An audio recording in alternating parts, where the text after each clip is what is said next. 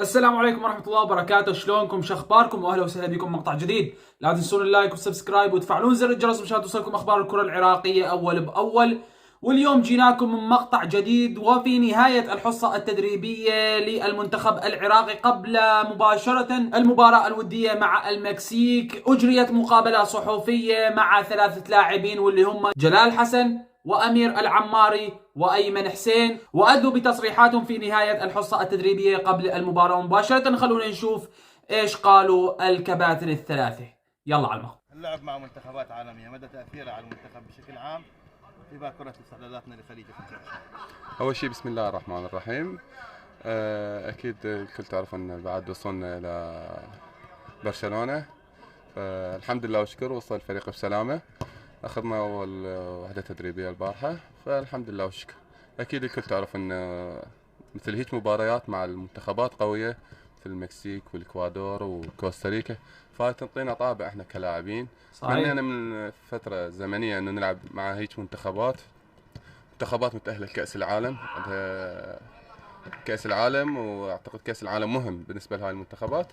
اتمنى من الله سبحانه وتعالى انه يوفق المنتخب ويوفق اللاعبين ويوفق الكادر. بعد ما صارت تسمية مدرب كاساس، اتمنى له التوفيق في الفترة القادمة. اكيد امامنا هي كأس الخليج، ان شاء الله هي الكل متفائلة والكل مستعدة لهيك مباريات. اعتقد هي غايتها الاستفادة من هيك مباريات. ان شاء الله انه نكون على قد المسؤولية ونقدم شيء يليق باسم المنتخب العراقي ان شاء الله. ثقافته غائبة عن المباريات العالمية، تجاربنا سيئة جدا مع منتخبات المونديال او الكبيرة. شلون تنظر لمباراة المكسيك؟ اول شيء بسم الله الرحمن الرحيم. مثل ما تعرفت يعني المنتخب العراقي بعيد عن هاي المباريات، مو قله الثقافه او انما احنا ما محتكين بهاي الفرق الكبيره. اكيد تجربه يعني نقول جديده انه نلعب ضد منتخبات على مستوى عالي.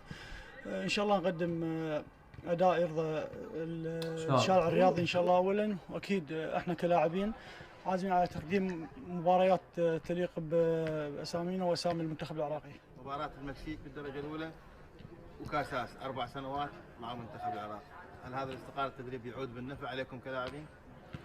أول شيء بسم الله الرحمن الرحيم. مباراة مكسيك راح يكون تجربة لنا عالية، لأن المكسيك فرق جيد يلعبون بمهارة عالية، وطبعا كاساس مدرب جيد فقدر يشوف الحالات اللي لازم نصير احسن، نلعب احسن يعني بالمنتخب. 4 سنوات تشوفونها شيء جيد انه استقرار مع كادر تدريبي؟ طبعا ممكن يحقق طموحات الشارع وصول الى المونديال؟ ان شاء الله. وطبعا 4 سنوات لازم يكون عندنا مدرب يطور ويانا بمرحله، لانه شيء مو سهل لو جاي من اسبانيا كرة قدم عراقي لازم يصير احسن. فطبعا هالشيء جيد لنا. شكرا. وبس والله هذا كان فيديو اليوم. نتمنى كل التوفيق للمنتخب العراقي، كل الدعم للاعبين العراقيين وللكادر الفني الذي سيقود المباراة غدا إن شاء الله وفي كل مباراة. هذا كان فيديو اليوم، أتمنى تكونوا استفدتم واستمتعتم. لا تنسون اللايك وسبسكرايب، بدنا نهمة يا شباب. السلام عليكم ورحمة الله تعالى وبركاته.